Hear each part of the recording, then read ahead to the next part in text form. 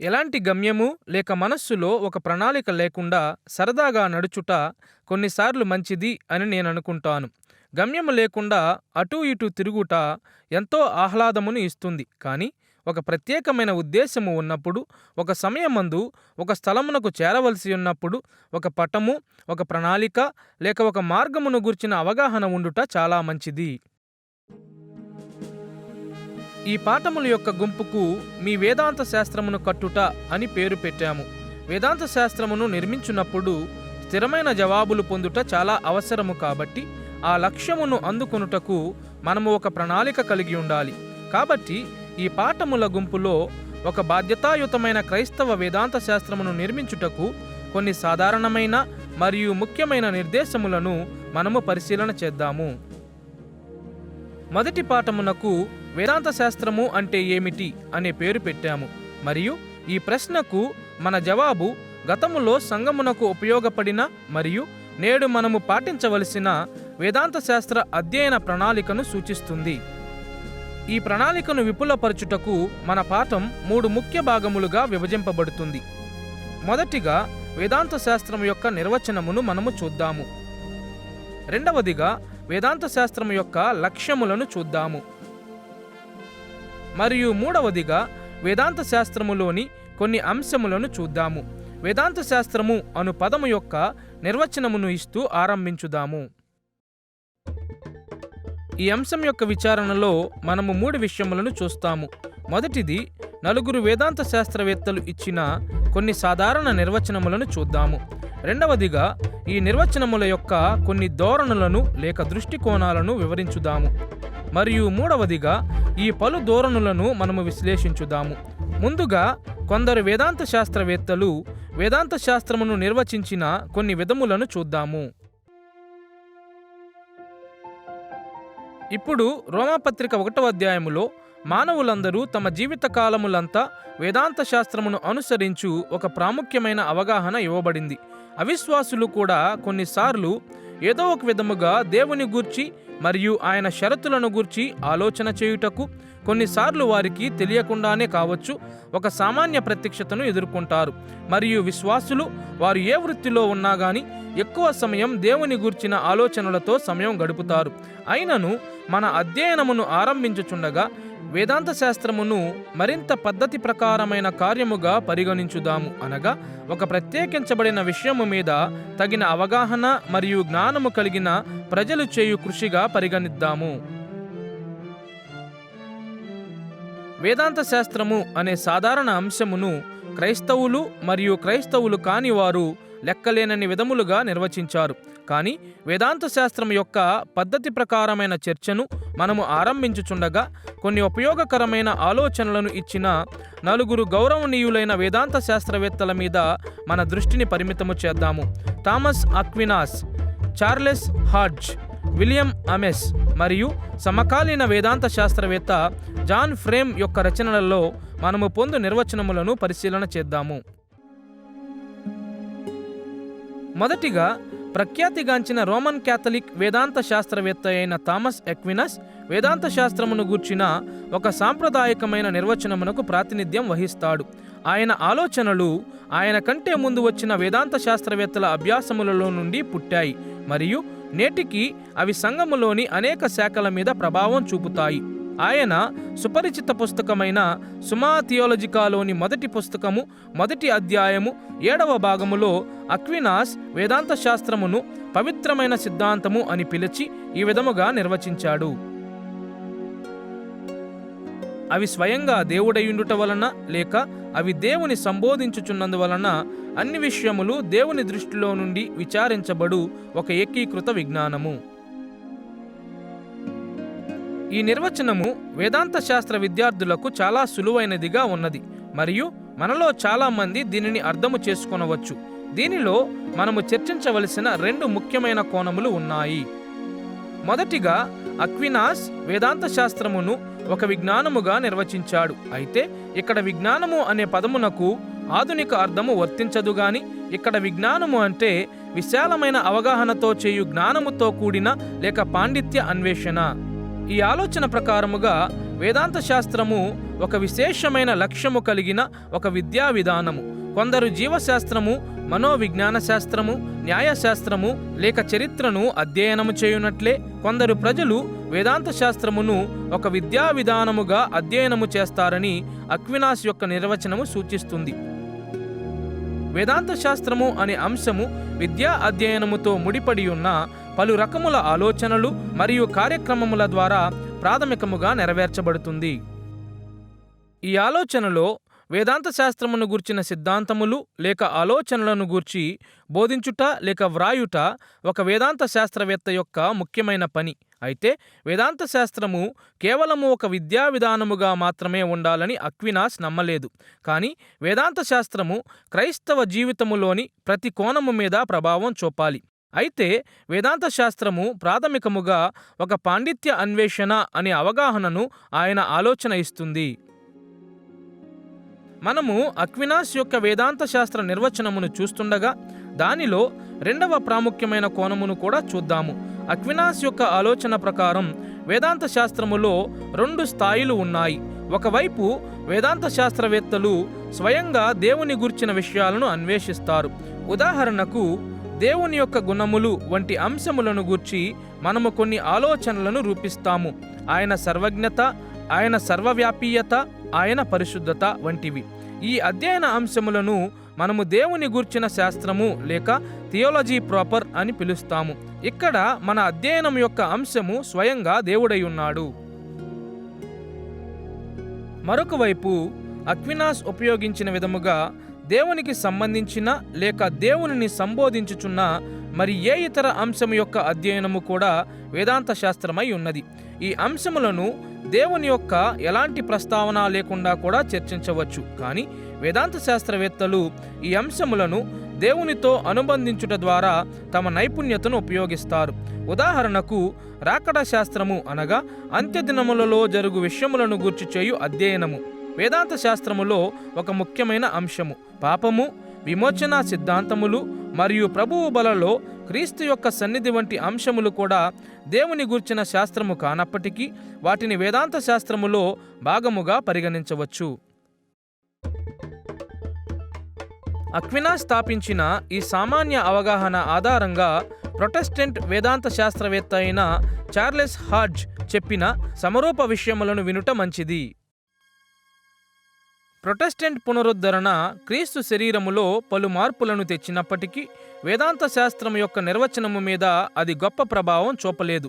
1797 నుండి 1879 మధ్య నివసించిన ప్రిన్స్ టౌన్కు చెందిన చార్లెస్ హాడ్జ్ ఆయన వ్రాసిన సిస్టమాటిక్ థియాలజీ యొక్క మొదటి అధ్యాయములో వేదాంత శాస్త్రమును ఈ విధముగా నిర్వచించాడు.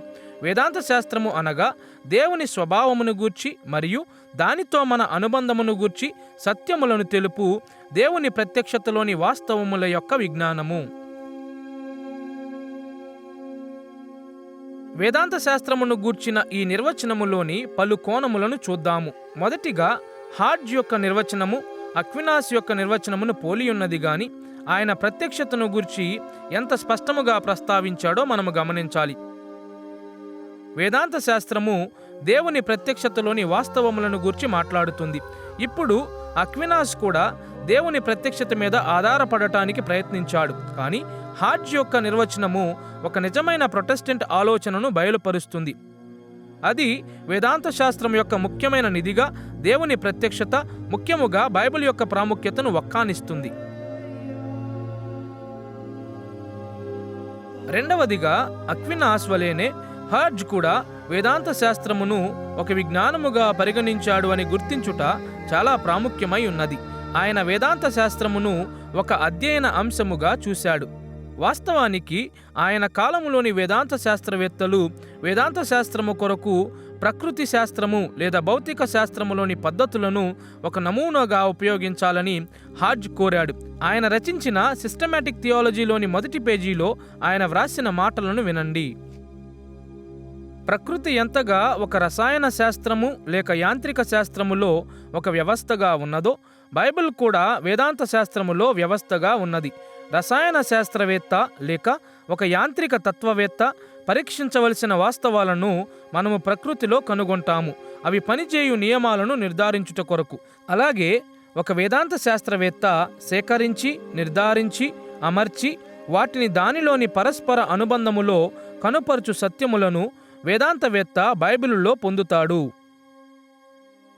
19వ శతాబ్దపు ఇతర విజ్ఞానవేత్తల వలనే బైబిలును ఒక డేటాగా ఉపయోగించి, పరిశోధన చేసి, పరీక్షించి, ఇతర విద్యా విషయములలో దానిని క్రమపరచుట ఒక వేదాంత శాస్త్రవేత్త యొక్క పని అని హాడ్జ్ యొక్క ఆలోచన. ఇప్పుడు వేదాంత శాస్త్రవేత్తల యొక్క పరిశోధనా ఫలితాలను క్రైస్తవ జీవనములోనూ అన్వయించాలని ఆయన నమ్మాడు. కానీ అక్వినాస్ వలెనే అన్వయించు పనిని హాడ్జ్ సేవకులు మరియు కాపురుల చేతికి విడిచిపెట్టి క్రమబద్ధమైన వేదాంత శాస్త్రం యొక్క పనిని ముఖ్యముగా విద్యావేత్తలు మరియు విద్యార్థుల చేతికి అప్పగించాడు. మూడవదిగా, వేదాంత శాస్త్రములో 2 ముఖ్యమైన అంశాలు ఉన్నాయని హాడ్జ్ దావా చేశాడు. వేదాంత శాస్త్రములో మన ముఖ్య ధ్యాస దేవుని స్వభావము మరియు ఆయనతో మన అనుబంధము మీద ఎక్కువగా ఉంటుంది. వేదాంత శాస్త్రములోని ఈ విభజన అక్వినాస్ యొక్క నిర్వచనమును పోలి ఉన్నది. అనగా దేవుని గూర్చిన శాస్త్రము మరియు సామాన్య వేదాంత శాస్త్రము మధ్య వ్యత్యాసము చూపుట. అక్వినాస్ మరియు హాడ్జ్ ఇచ్చిన వేదాంత శాస్త్ర నిర్వచనములను చూసిన తరువాత 3వ నిర్వచనమును కూడా చూచుట మనకు ఉపయోగపడుతుంది. 1576 నుండి 1633 మధ్య జీవించిన ప్రఖ్యాతిగాంచిన ప్యూరిటన్ విలియం అమేస్ వేదాంత శాస్త్రమును గూర్చి కొంత భిన్నముగా మాట్లాడాడు. ఆయన రచించిన పుస్తకమైన మ్యారో ఆఫ్ థియాలజీలోని మొదటి భాగములో వేదాంత శాస్త్రం యొక్క కేంద్రము దేవుని కొరకు జీవించుట అను బోధ లేక సిద్ధాంతము అని చెప్పాడు. వేదాంత శాస్త్రమును గూర్చి అమేస్ యొక్క అవగాహన ఇప్పటి వరకు మనము చూసిన 2 విధానాలకు భిన్నముగా ఉన్నది. మొదటిగా, ఆయన నిర్వచనము విజ్ఞానము అనే పదమును ఉపయోగించదు. వేదాంత శాస్త్రము ఒక సిద్ధాంతము లేక బోధ అనగా వేదాంత శాస్త్రము అనేది ఆలోచనలు లేక బోధనలను జ్ఞానముతో అన్వేషించుట అని అమేస్ చెప్పాడు. కానీ అక్వినాస్ మరియు హాడ్జ్ యొక్క భాషలో సూచించినట్లు ఇతర విద్యా విషయములతో వేదాంత శాస్త్రం యొక్క దగ్గర సంబంధమును ఆయన వక్కానించలేదు. రెండవదిగా, వేదాంత శాస్త్రము సిద్ధాంతమును గూర్చిన అధ్యయనము అని అమేస్ చెప్పినప్పటికీ దానిలోని అధ్యయన అంశము ఏమై ఉన్నదని ఆయన చెప్పాడో ఒకసారి గమనించండి. దేవుని కొరకు జీవించుట. అక్వినాస్ మరియు కొంతవరకు హాడ్జ్ వేదాంత శాస్త్రము అంటే వాస్తవములు లేక ఆలోచనల యొక్క సేకరణ అనే విషయము మీద దృష్టి పెట్టారు. కానీ అమేస్ మాత్రం వేదాంత శాస్త్రములో ఒకడు దేవునిలో మరియు దేవుని కొరకు జీవించుట ముడిపడి ఉన్నదని వక్కానించాడు. వేదాంత శాస్త్రమును కేవలము ఒక జ్ఞానపూర్వకమైన వాస్తవముల అన్వేషణకు మాత్రమే పరిమితము చేయకుండా అమేస్ విశ్వాసి జీవితం యొక్క విశాలమైన అవగాహన వైపు ఒక పరిశోధనా దృష్టితో చూశాడు. దీనిని ప్యూరిటన్లు పరిశోధనాత్మక దృష్టి అని పిలుస్తారు. ఆయన ఆలోచన ప్రకారముగా వేదాంత శాస్త్రమును, వేదాంత శాస్త్రం యొక్క మూలుగను ఈ విశాల ఆలోచనను దృష్టిలో ఉంచుకుని చేయాలి. సమకాలీన వేదాంత శాస్త్రవేత్త అయిన జాన్ ఫ్రేమ్ అమేస్ కోవకు చెందినవాడే. ఆయన పుస్తకము the doctrine of the knowledge of God యొక్క 3వ అధ్యాయములో ఫ్రేమ్ వేదాంత శాస్త్రమును ప్రజలు దేవుని వాక్యమును తమ జీవితములోని అన్ని కోణములకు అన్వయించుకొనుట అని నిర్వచించాడు. ఫ్రేమ్ కొంతవరకు అక్వినాస్ మరియు హాడ్జ్ యొక్క ఆలోచనలతో సమ్మతిస్తాడు. ఎందుకంటే మరొక చోట ఆయన అన్వయమును బోధ లేక సిద్ధాంతము అని నిర్వచించాడు. అయినను వేరొక చోట ఆయన చెప్పినట్లు ఫ్రేమ్ ప్రకారం బోధ అనేది ప్రజల యొక్క అవసరతల కొరకు లేఖనమును ఉపయోగించు ప్రక్రియ. వేదాంత శాస్త్రము అనగా కొన్ని సాంప్రదాయిక అధ్యయన సమస్యలను గూర్చి ఆలోచించుట మాత్రమే కాదు. కానీ వేదాంత శాస్త్రము అంటే అన్వయము. అది లేఖన బోధలను జీవితంలోని విశాలమైన అంశములకు అన్వయించుట. ఇప్పటి వరకు మనము వేదాంత శాస్త్రమునకు 4 వేర్వేరు నిర్వచనములను చూశాము. కాబట్టి అవి ప్రాతినిధ్యం వహించు ఆలోచనలు లేక ధోరణులను పోల్చుటకు అవి మనకు సహాయకరంగా ఉంటాయి. ఈ 4 నిర్వచనములు ఈ అంశము మీద వేదాంత శాస్త్రవేత్తలు తీసుకున్న 2 విలువైన ధోరణులను బయలుపరుస్తాయి. వీటిలో మొదటి ధోరణిని మనము అధ్యయన అవగాహన మరియు రెండవ ధోరణిని జీవన అవగాహన అని పిలవవచ్చు. ఒకవైపు అక్వినాస్ మరియు హాజ్ వేదాంత శాస్త్రములో అధ్యయన అవగాహనకు ప్రతినిధులు. వారి ఆలోచన ఎక్కువ మంది క్రైస్తవ వేదాంత శాస్త్రవేత్తలు వేదాంత శాస్త్రమును నిర్వచించిన విధానములకు ప్రాతినిధ్యం వహిస్తుంది. సులువైన మాటలలో వారు వేదాంత శాస్త్రమును వేదాంత శాస్త్రము అనే పదము యొక్క శబ్ద లక్షణము లేక భాషా సంప్రదాయమును దృష్టిలో ఉంచుకుని నిర్వచించారు. గ్రీకు పదమైన థియోస్ యొక్క అర్థము దేవుడు మరియు ఇది థియోలజీ అనే పదములోని మొదటి సగమును కలిగి ఉన్నది. మరియు ఈ సందర్భములో గ్రీకు పదమైన లోగోస్ యొక్క అర్థము ఒక విషయమును గూర్చిన విజ్ఞానము లేక సిద్ధాంతము లేక అధ్యయనము మరియు అది థియోలజీ అనే పదములో రెండవ భాగమును కలిగి ఉన్నది.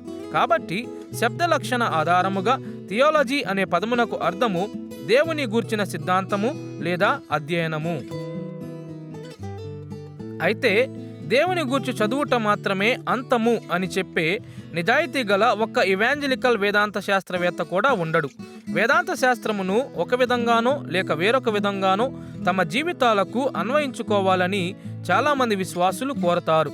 అయితే ఒక క్రమబద్ధమైన వేదాంత శాస్త్రములో అన్వయము అనే దానిని ప్రాముఖ్యమైన భాగముగా సాధారణముగా పరిగణించరు, కానీ రెండవ మెట్టుగా పరిగణిస్తారు.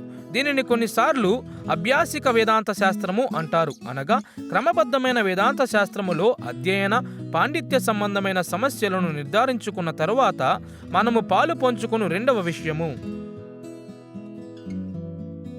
ఇందువలన చాలాసార్లు క్రమబద్ధమైన వేదాంత శాస్త్రమును సామాన్య జీవితముతో ఎలాంటి సంబంధము లేకుండా పాటించవచ్చు. అనగా ఇది కేవలము అధ్యయనములో వరములు పొందిన కొందరు మాత్రమే ఎక్కువగా పాలు పంచుకుని ఒక విషయముగా మిగిలిపోతుంది. వేదాంత శాస్త్రములో ఒక విధమైన జ్ఞాన నైపుణ్య ప్రవృత్తి నెలకొంటుంది. మరొక వైపు అమేస్ మరియు ఫ్రేమ్ చెప్పిన దానిలో మనము చూసిన నిర్వచనములు ఒక ముఖ్యమైన అల్పసంఖ్యక ఆలోచన అనగా వేదాంత శాస్త్రమును జీవితమునకు అన్వయించుటకు ప్రాతినిధ్యం వహిస్తాయి. వేదాంత శాస్త్రము ఒక విశ్వాసి జీవనము యొక్క విశాలమైన అంశములతో ఎంతో గాఢముగా ముడిపడి ఉన్నదని ఆలోచించు వేదాంత శాస్త్రవేత్తలు కూడా ఎల్లప్పుడూ ఉన్నారు. కానీ వెనుకటి కాలములో చాలా తక్కువ మంది పేరుగాంచిన వేదాంత శాస్త్రవేత్తలు ఈ అవగాహనను కలిగి ఉండేవారు.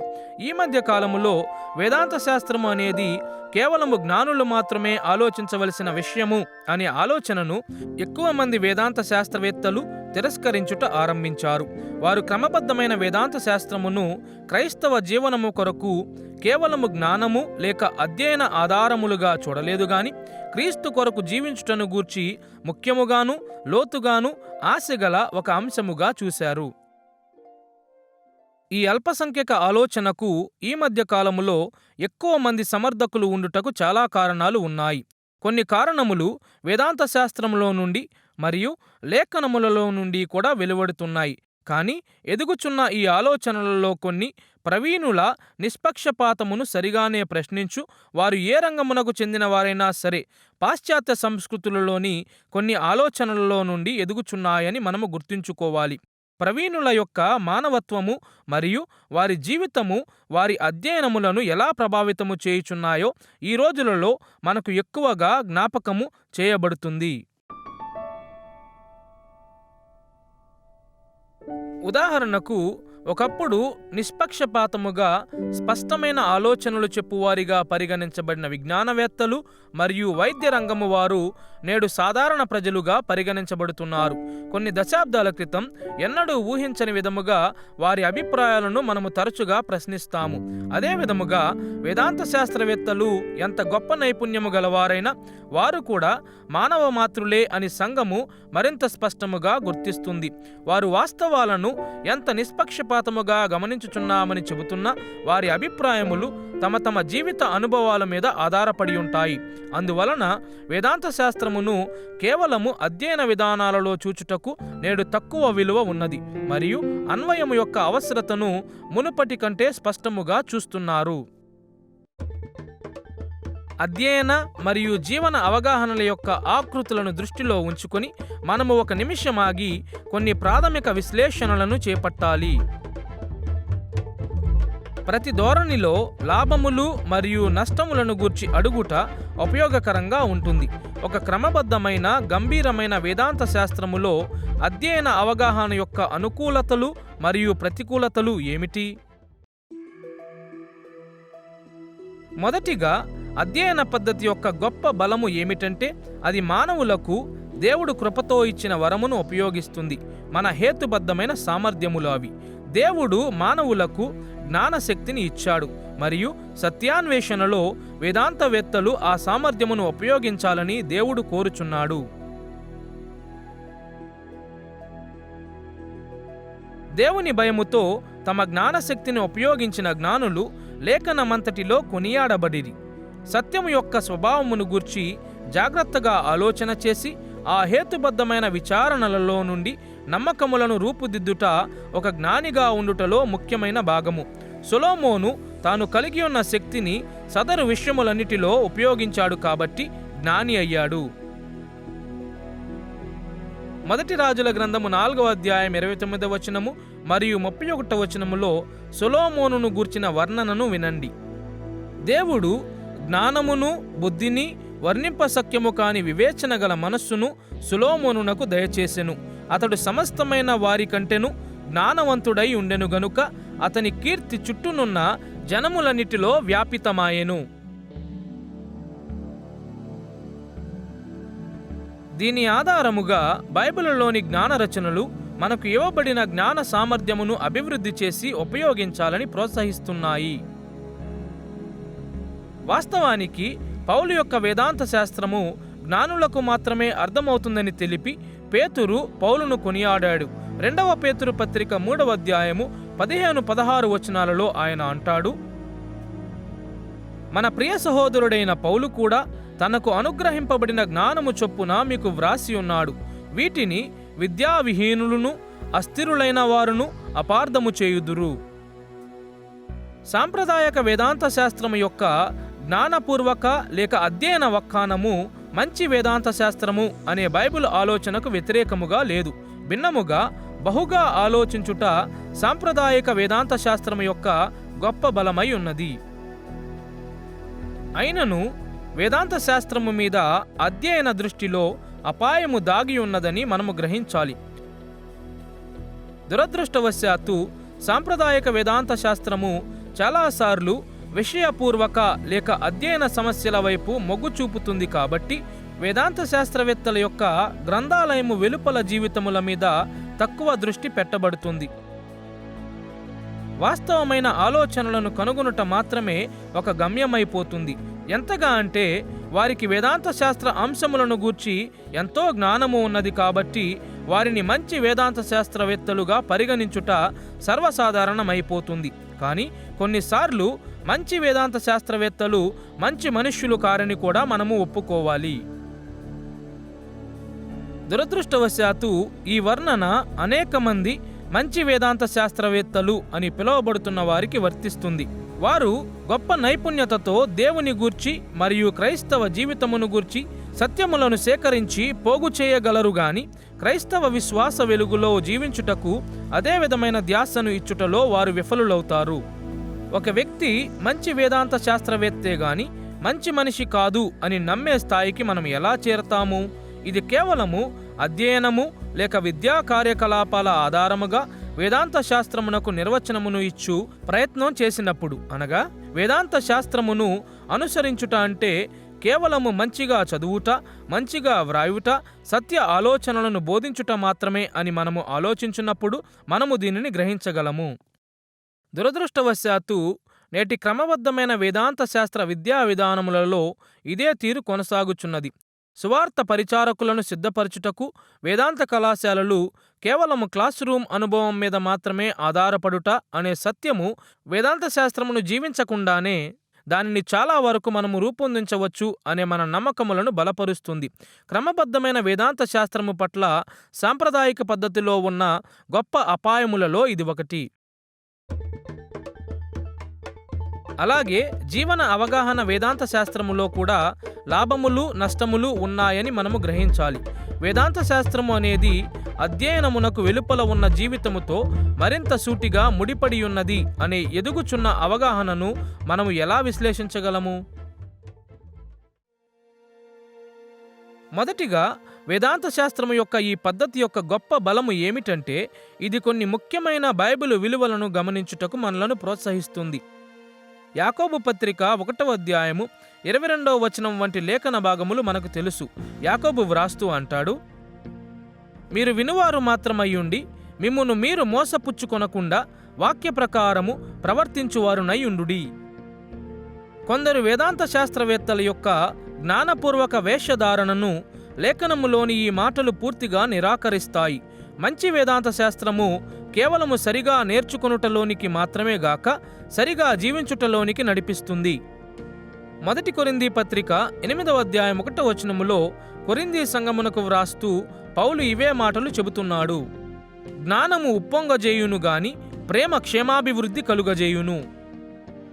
మరొకసారి 1 కొరింథీ పత్రిక 13వ అధ్యాయం 2వ వచనములో అంటాడు, మర్మములన్నీయు జ్ఞానమంతయు ఎరిగిన వాడనైనను ప్రేమ లేని వాడనైతే నేను వ్యర్థుడను. వేదాంత శాస్త్రమును గూర్చి కొన్ని ఉద్దేశములు లేక అంశముల విధానములో నేర్చుకొనుట మీద దృష్టి పెట్టుట ద్వారా మనము బైబిలు స్థాయిని నెరవేర్చుటలేదు.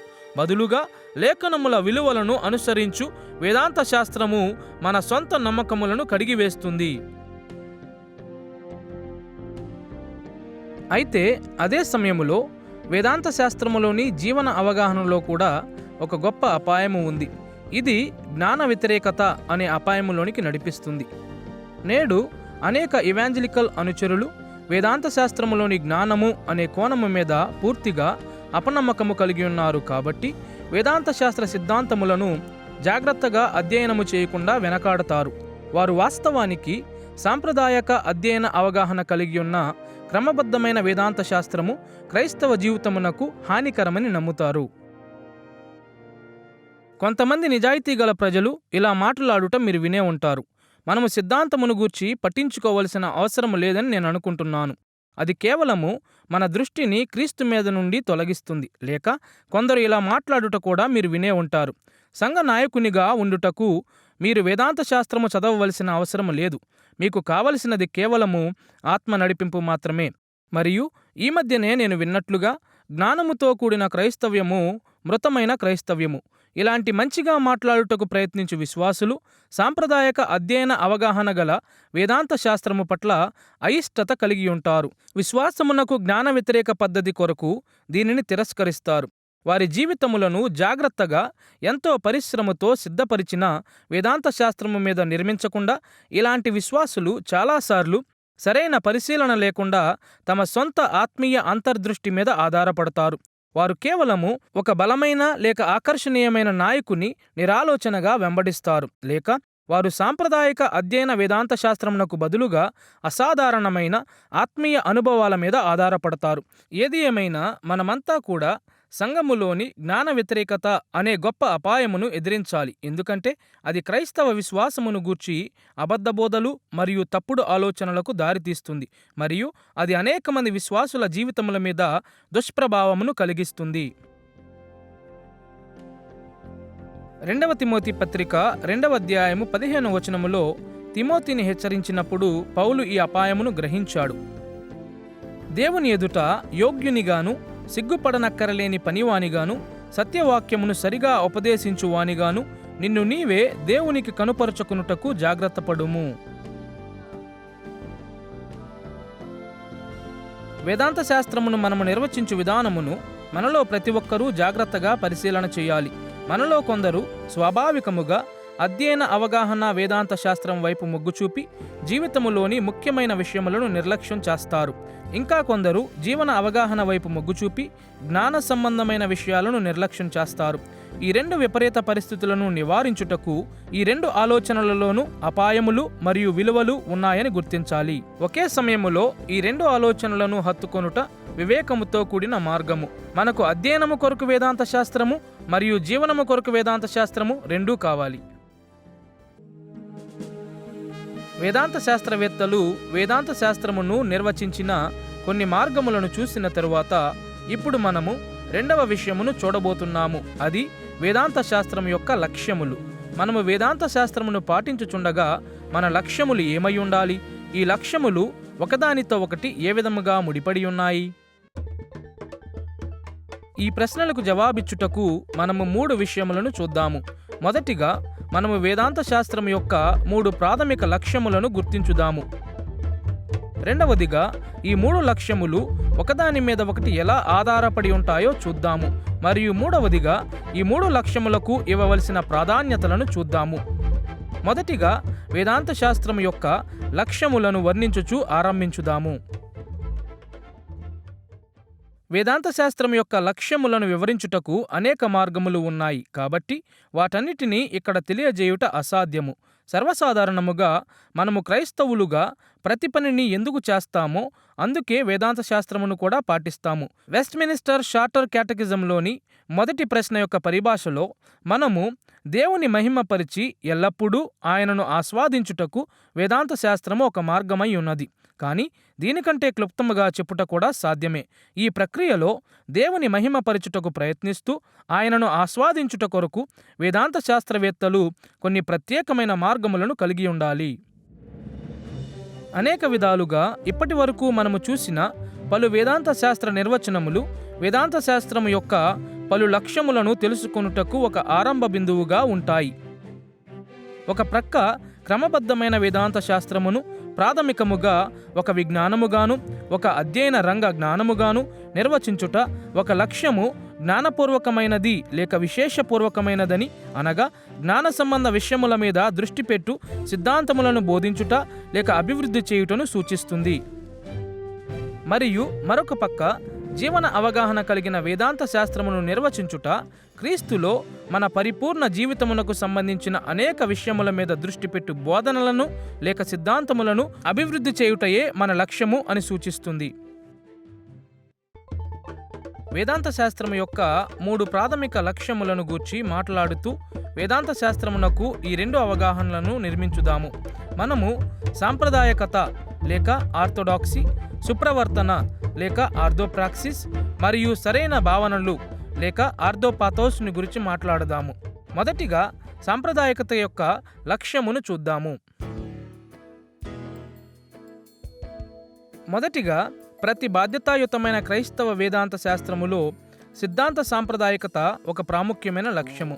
సాంప్రదాయకత అనే పదమును వేర్వేరు సంఘములు వేర్వేరు రకములుగా ఉపయోగిస్తారు. కానీ ఇక్కడ మనము ఈ పదమును సరైన లేక సూటైన ఆలోచన అనే అర్థములో ఉపయోగిద్దాము. సాంప్రదాయకత యొక్క లక్ష్యము సరైన లేక నిజమైన సిద్ధాంతములను చేరుకొనుట. మన డినామినేషన్ లేక సంఘము ఏదైనా సరే మనము వేదాంత శాస్త్రమును గూర్చి ఆలోచన చేయునప్పుడు మనము నమ్ము వాటి యొక్క వాస్తవికతపై మన ఆసక్తి ఎంతో కొంత ఉంటుంది. దేవునిని గూర్చి, లోకమును గూర్చి మరియు మనను గూర్చి సరైన విషయములను మనము నమ్మాలని ఆశిస్తాము. వేదాంత శాస్త్ర చరిత్రలో సాంప్రదాయకత యొక్క లక్ష్యమునకు ఉన్న ప్రాముఖ్యతను నిర్లక్ష్యము చేయుట కష్టము. నిస్సందేహంగా ఈ విషయములను గూర్చిన ఆందోళన ఎక్కువ వేదాంత శాస్త్ర కార్యకలాపాలకు ప్రాథమిక ఆసక్తిగా ఉన్నది. లూయిస్ బెర్కాఫ్ రాసిన సిస్టమాటిక్ థియాలజీ యొక్క 3వ భాగములోని విషయ సూచికను ఒకసారి చూడండి. ఈ అధ్యాయంలోని విషయములు క్రీస్తు యొక్క మూర్తిమత్వము మరియు కార్యము అనే అంశమును ఈ విధముగా వివరిస్తాయి.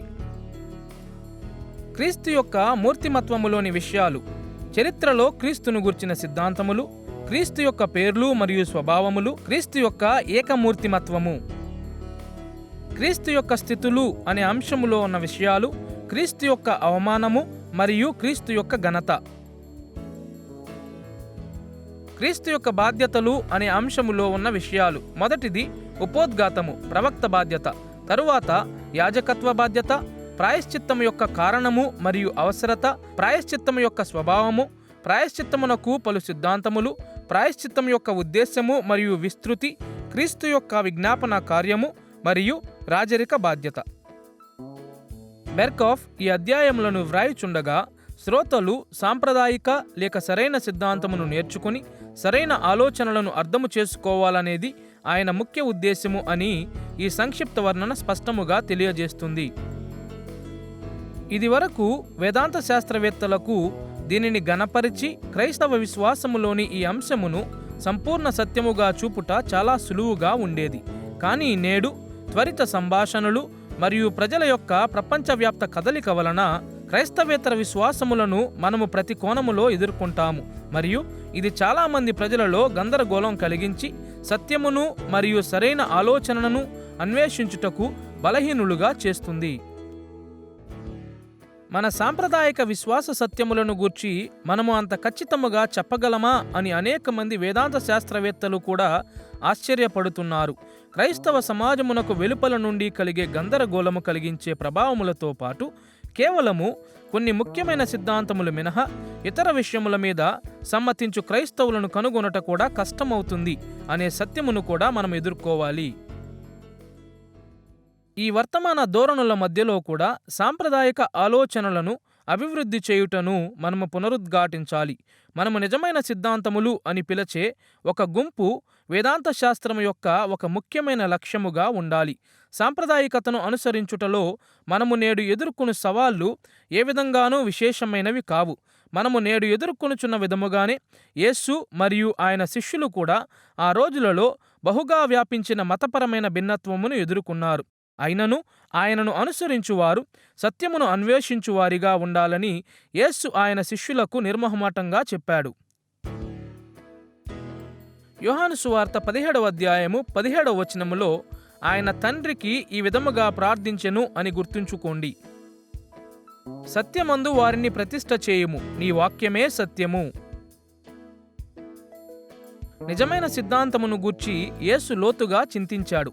వేదాంత శాస్త్రమునకు సాంప్రదాయికత ఒక ముఖ్యమైన లక్ష్యము అని యేసు వక్కానించాడు మరియు ఆయన అనుచరులుగా మనము కూడా అదే చెయ్యాలి. వేదాంత శాస్త్రము యొక్క విషయ లక్ష్యమును దృష్టిలో పెట్టుకుని సుప్రవర్తన లేక ఆర్థోప్రాక్సిస్ యొక్క లక్ష్యమును చూద్దాము. సులువుగా మాట్లాడితే ఆర్థోప్రాక్సిస్ అనగా సరైన ప్రవర్తన లేక అభ్యాసము మీద దృష్టి పెట్టు సిద్ధాంతములను లేక బోధలను అభివృద్ధి చేయుట. వేదాంత శాస్త్రము యొక్క మూలుగా దేవుని కొరకు జీవించుట అను సిద్ధాంతము అని విలియం అమేస్ వివరించిన విషయము మీకు గుర్తుండి ఉంటుంది. దేవుని కొరకు జీవించుటలో ఒక భాగము మన అభ్యాసము లేక ప్రవర్తన. వేదాంత విషయములను గూర్చి సరిగా ఆలోచన చేయుట మాత్రమే సరిపోదు. వాటిని మనము అభ్యాసములో అనగా సరి అయిన అభ్యాసములో పెట్టాలి. క్రైస్తవ వేదాంత శాస్త్రము మనలను సరైన లేక నిజమైన క్రియలలోనికి నడిపించాలని స్పష్టమవుతుంది. ఉదాహరణకు మనము ప్రార్థన చేయాలని, సువార్త ప్రకటించాలని, ఆరాధన చేయాలని, ఒకరికొకరు సేవించాలని మరియు పేదలకు ధారాళముగా ఇవ్వాలని వేదాంత శాస్త్రములో మనము నేర్చుకుంటాము. కానీ ఒక బాధ్యతాయుతమైన క్రైస్తవ వేదాంత శాస్త్రములో ఈ సత్యములను గూర్చి లేక ఇతర సత్యములను గూర్చి నేర్చుకునుట మాత్రమే సరిపోదు. ఈ సత్యములను సరైన కార్యములలోనికి అనగా ఆర్థోప్రాక్సిస్లోనికి నడిపించాలి.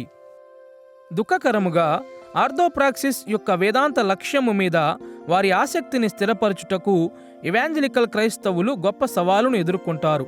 మొదటిగా సంఘము వెలుపల ఉన్నవారు నైతిక ఉత్తమములు లేవని అనగా ఏ ప్రవర్తనలు కూడా స్పష్టముగా మంచివి లేక చెడ్డవి కావని మనలను తరచుగా వేధిస్తుంటారు. మన సంస్కృతుల యొక్క ఒరవడికి వ్యతిరేకముగా నిలువబడి ప్రవర్తనలలో మంచి చెడులు ఉన్నాయని చెప్పుటకు మనలో చాలా మందిమి అలసిపోయాము. కానీ అంత మాత్రమే కాకుండా సంఘములో ఆర్థోప్రాక్సిస్ను ఒక ముఖ్యమైన లక్ష్యము అని చెప్పుటలో మనము మొహమాట పడుటకు కారణము క్రైస్తవులుగా మనము గత కాలములో ఈ విషయమందు వైఫల్యములు ఎదుర్కొనుటయే. సత్యము అనే పేరును ఉపయోగించి సంఘము ఎన్నో పాపములు చేసింది. సంఘ చరిత్రలో ఎంతో ఘోరమైన ప్రవర్తనలను గాఢమైన వేదాంత శాస్త్ర తర్కముతో సమర్థించుట మనము చూడవచ్చు. మతపరమైన ప్రజలు, నిజాయితీ గల క్రైస్తవులు కూడా చాలాసార్లు తమ వేదాంత శాస్త్రమును ఘోరమైన పాపములను సమర్థించుటకు ఉపయోగించారు అనేది చరిత్రలో ఒక దుఃఖకరమైన వాస్తవము. కానీ ఈ గంభీరమైన భిన్నత్వాల మధ్యలో కూడా ఆర్థోప్రాక్సిస్ చాలా అవసరమైనది. ఎందుకంటే మన ప్రవర్తనలను దేవుడు పరిగణిస్తున్నాడు. మన మంచి మరియు చెడ్డ క్రియలు మన నిత్య బహుమానముల మీద ప్రభావం చూపుతాయి. మనము చేయు సత్క్రియల ద్వారా దేవుడు మన తోటి విశ్వాసులతో మాట్లాడగలడు మరియు సరైన ప్రవర్తన ద్వారా మనము విశ్వసించని లోకములో క్రీస్తుకు బలమైన సాక్షులుగా ఉండగలము. ఈ కారణములు మరియు ఇతర కారణముల వలన ఆర్థోప్రాక్సిస్ అనేది వేదాంత శాస్త్రములో ఒక ముఖ్యమైన లక్ష్యము కావాలి. అయితే ఈ పనిలో పలు స్థాయిలలో మనము జాగ్రత్తలను వహించాలి. ప్రతి కోణములోనూ మనము చేయు పనులలో నమ్రత మరియు ప్రేమ కనిపించాలి. మరియు మనము క్రైస్తవ జీవనమును కేవలము క్రియలుగా మాత్రమే మార్చకూడదు. అయితే వేదాంత శాస్త్రము కేవలము విషయముల ఖచ్చితత్వమును గూర్చి మాత్రమే పట్టించుకునేదిగా గాక మనము పాటించవలసిన క్రియలను కూడా బోధించాలి. యాకోబు పత్రిక 2వ అధ్యాయము 19వ వచనములో ఆయన ఈ మాటలను వ్రాశాడు. దేవుడొక్కడే అని నీవు నమ్ముచున్నావు, అలాగు నమ్ముట మంచిదే. దయ్యములను నమ్మి వణుకుచున్నవి. ఈ ఒక్క విషయములో అపవాది కూడా సాంప్రదాయకతను పాటించువాడే. అయితే అపవాది యొక్క సాంప్రదాయికత వానికి ఏ మేలు చేస్తుంది? సాతానుడు త్రిత్వమును నమ్ముతాడని నేననుకుంటాను. యేసు పాపుల కొరకు మరణించెనని వాడు నమ్ముతాడు. పునరుద్ధానము జరిగినదని కూడా నమ్ముతాడు. విశ్వాసము ద్వారా కృపమూలముగా కలుగు రక్షణ సువార్త కూడా వానికి తెలుసు. అయినను ఈ నిజమైన నమ్మికలు కూడా సాతానుకు ఎలాంటి శాశ్వత లాభమును కలిగించవు. ఎందుకంటే వాడు సాంప్రదాయికత నుండి సుప్రవర్తనలోనికి, ఆరాధనలోనికి మరియు ఏక సత్య దేవుని సేవలోనికి కొనసాగడు. సరైన ప్రవర్తనను క్రైస్తవ వేదాంత శాస్త్రం యొక్క కడపటి లక్ష్యముగా చేయు శోధనను మనము అధిగమించాలి. ఆర్థోప్రాక్సిస్ వేదాంత శాస్త్రం యొక్క ముఖ్యమైన లక్ష్యముగా ఉండాలి. సాంప్రదాయకత లేక ఆర్థోడాక్సీ మరియు ఆర్థోప్రాక్సిస్తో పాటుగా వేదాంత శాస్త్రం యొక్క మరొక లక్ష్యమును కూడా మనము ప్రస్తావించాలి. ఈ వేదాంత శాస్త్ర లక్ష్యమును ఆర్థోపాథోస్ అని పిలుస్తాము మరియు దీని అర్థము సరైన లేక ఖచ్చితమైన భావనలు లేక భావోద్వేగాలు. దేవుని కొరకు జీవించుట అంటే మన లోతైన భావనలను కూడా ఆయన సేవ కొరకు సమర్పించుకొనుట. మన ఆనందములు, మన నిరాశలు, మన ఆకాంక్షలు, మన కోపము, మన ఉల్లాసము మరియు అనేక ఇతర భావనలు దేవుని చిత్తము యొక్క అనుగుణ్యములోనికి రావాలి. దురదృష్టవశాత్తు అధ్యయన వేదాంత శాస్త్రవేత్తలు నిర్లక్ష్యము చేయు వేదాంత శాస్త్ర లక్ష్యము ఏదైనా ఉంటే అది ఆర్థోపాథోస్ అనే లక్ష్యము. వేదాంత శాస్త్రం యొక్క భావాత్మక కోణముల యొక్క నిర్లక్ష్యము 2 కారణముల వలన జరుగుతుంది. మొదటిగా, అనేక మంది అధ్యయన వేదాంత శాస్త్రవేత్తలు భావనలు వ్యక్తపరచుటలో మానసికముగా నైపుణ్యము లేని వారిగా ఉన్నారు. వాస్తవానికి చాలాసార్లు నిస్సారమైన అధ్యయన పద్ధతి యొక్క ప్రభావములో ప్రజలు అధ్యయన వేదాంత శాస్త్రములో ఉద్యోగాలు సంపాదించి జీవితము యొక్క భావాత్మక కోణములను ఎదుర్కొనకుండా తప్పించుకొనుటకు ప్రొఫెసర్లుగాను అధ్యాపకులుగాను అవుతారు. అందువలన అధ్యయన వృక్షశాస్త్ర పాఠ్యపుస్తకములో వ్రాయబడిన విధముగా కూడా ఆహ్లాదము, ఆనందము, బాధ, జాలి, శ్రద్ధ మరియు ప్రేమ వంటి వ్యక్తీకరణములు అధ్యయన వేదాంత శాస్త్ర రచనలలో కనిపించకపోవుట ఆశ్చర్యం కాదు. ఒకవేళ మీరెప్పుడైనా అధ్యయన వేదాంత శాస్త్రమును చదివినట్లయితే దానిలో భావాత్మక విషయములకు చాలా తక్కువ ప్రాధాన్యత ఇచ్చుటను మీరు గమనించి ఉంటారు. మరియు దీనికి కారణము ఉద్యోగరీత్యా వేదాంత శాస్త్రవేత్తలు భావనలకు ఎక్కువ విలువ ఇవ్వకపోవుట కావచ్చు, లేక వారు స్వయంగా భావాత్మక పరిపక్వత లేనివారు కావచ్చు.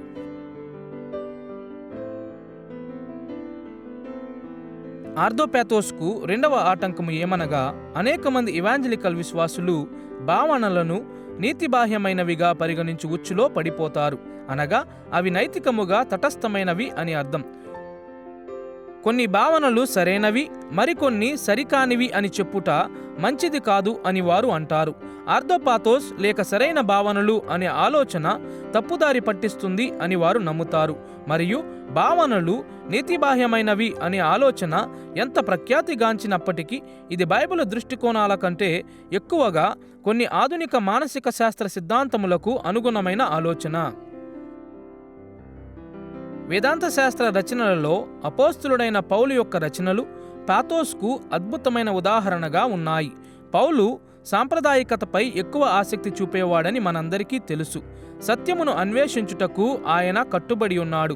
అయినను మాటిమాటికి సత్యమును గూర్చి వ్రాసినప్పుడు పౌలు తన భావనలను దాచిపెట్టలేకపోయాడు.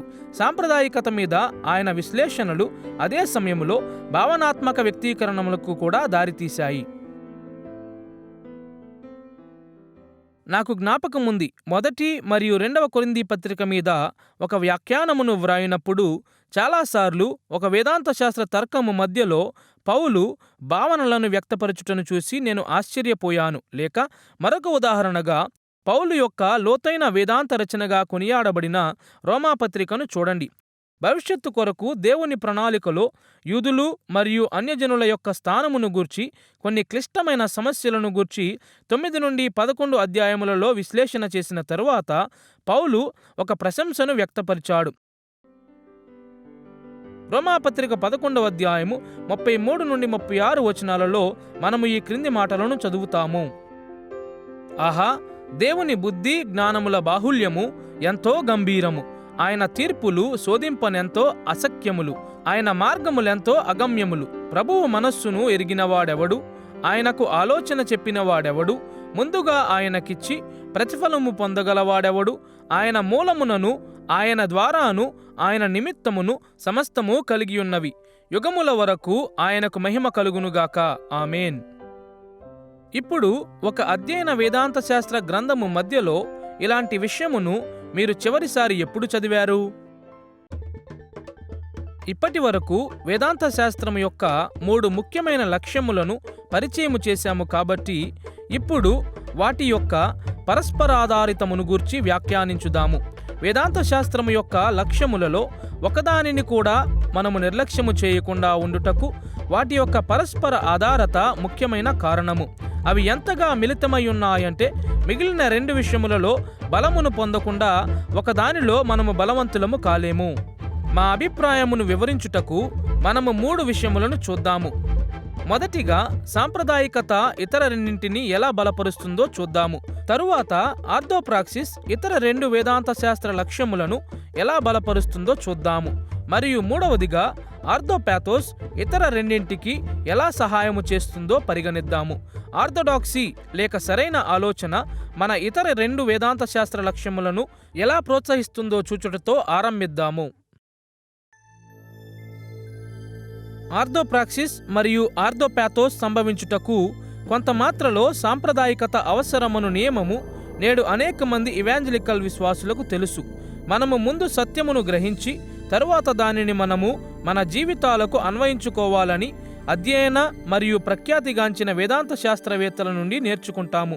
క్రైస్తవులు మరింత సూటైన పద్ధతిలో కూడా పని చేయుట సర్వసాధారణమైన విషయము. నేను నమ్మునది నేను జీవించు విధానము మీద ప్రభావము చూపుతుంది. మరియు ఇది నిజమే. మనము సత్యమును గూర్చి నేర్చుకునే విషయములు మన జీవనము మీద లోతైన ప్రభావము చూపుతాయి. వేదాంత శాస్త్ర ఆలోచనలను అధ్యయనము చేయుట ద్వారా మన సాంప్రదాయకత అభివృద్ధి చెందుచుండగా మనము నిజమని నమ్మునది మన ప్రవర్తన మరియు భావనలను నిర్ధారిస్తుంది లేక సవాల్ చేస్తుంది. మీరు స్వాభావికముగా ఇతరుల పట్ల జాలి కలిగి ఆ భావనకు అనుగుణంగా కార్యము చేయువారు కావచ్చు. ఇప్పుడు దేవుని స్వరూపములో మానవత్వము మరియు ఇతరుల పట్ల దయ మరియు కరుణ యొక్క ప్రాముఖ్యత వంటి బైబిల్ విషయములను మీరు నేర్చుకొనుచుండగా మీరు స్వాభావికముగా హత్తుకును మీ మునుపటి ప్రవర్తనలు మరియు భావనలు మీ సాంప్రదాయిక ఆలోచనల యొక్క అభివృద్ధి ద్వారా నిర్ధారించబడుతున్నాయి మరియు ప్రోత్సహించబడుతున్నాయని మీరు కనుగొంటారు. అదే సమయములో సాంప్రదాయక ఆలోచనలు మన ప్రవర్తనలు మరియు భావనలను సవాల్ చేయగలవు. మీరు స్వార్థం మరియు లోభం వంటి విషయములతో సంఘర్షించు ఒక వ్యక్తి కావచ్చు. మీరు పేదలను నిర్లక్ష్యము చేయుచు వారి బాధను తగ్గించుటకు ఏమీ చేయకపోవచ్చు. అప్పుడు మీ వేదాంత శాస్త్ర ఆలోచన మరింత బైబిల్ ఆధారం అయినప్పుడు మీ ప్రవర్తనలు మరియు భావనలు మీ సాంప్రదాయక ఆలోచనల ద్వారా సవాల్ చేయబడతాయి. ఈ విధముగా మరియు అనేక విధాలుగా మన సాంప్రదాయకతను అభివృద్ధి చేయుట ద్వారా మనము జీవించు విధానములు నిర్ధారించబడి మరియు సవాల్ చేయబడి ఆర్థోప్రాక్సిస్ మరియు ఆర్థోపాథోస్ బలపరచబడతాయి.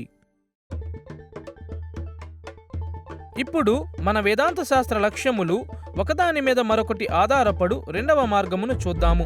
ఆర్థోప్రాక్సిస్ మన సాంప్రదాయికత మరియు మన ఆర్థోపాథోస్లను ఎలా బలపరచగలదు, మన ప్రవర్తన మన నమ్మకములు మరియు భావనల మీద ఎలా ప్రభావం చూపగలదు. ఒకవైపు మన ప్రాక్సిస్ లేక కార్యములు మనము సత్యము అని నమ్ము దానిని నిర్ధారించగలవు లేక సవాల్ చేయగలవు. తరచుగా జరుగు ఉదాహరణలలో ఒకటి, మనం ఎందుకు ప్రార్థన చేయాలి అని ఒక వేదాంత శాస్త్ర విద్యార్థిని మీరు అడుగుట. చాలాసార్లు విశ్వాసులకు ప్రార్థన చేయు అలవాటు లేనప్పుడు ఈ ప్రశ్నకు వారు ఇచ్చు జవాబు చాలా బలహీనంగా ఉంటుంది. దేవుడు ఆజ్ఞాపించాడు కాబట్టి మనం ప్రార్థన చేయాలి వంటి జవాబులు వినిపిస్తుంటాయి. ఇప్పుడు ఈ జవాబు నిజమైనప్పటికీ ఒక ప్రార్థనా యోధుడు అనగా ఒక సంపూర్ణమైన పూర్తిగా అభివృద్ధి చెందిన ప్రార్థనా జీవితమును కలిగి ఉన్న వ్యక్తి ఈ విధముగా జవాబు ఇచ్చుట నేను ఎన్నడూ వినలేదు. అనేక సంవత్సరాల ప్రార్థనా అనుభవము ప్రార్థన కొరకు ఇంకా అనేక కారణములను చూచునట్లు ఆ వ్యక్తిని సున్నితపరుస్తుంది. మనకు ఆజ్ఞ ఇవ్వబడినది కాబట్టి ప్రార్థన చేయాలను మాట నిజమే గాని ప్రార్థనా అనుభవం లేకపోవుట ప్రార్థన కొరకు ఇంకా అనేక బైబిల్ ప్రేరణలను చూడకుండా ఆటంకం కలిగిస్తుంది. దీనికి భిన్నముగా మన అభ్యాసములు మనలను సాంప్రదాయికతకు మరింత దగ్గరగా నడిపించగలవు. విశ్వాసులు ప్రార్థనలో ఎక్కువ అనుభవం కలవారైనప్పుడు ప్రార్థించుట కొరకు బైబిల్ ఇచ్చు పలు విధములైన కారణములను స్పష్టముగా చూడగలరు. దేవుడు మన ప్రార్థనలకు యోగ్యుడు కాబట్టి మనము ప్రార్థన చేస్తాము. ఆయన మనకు కావాలి కాబట్టి మనము ప్రార్థన చేస్తాము.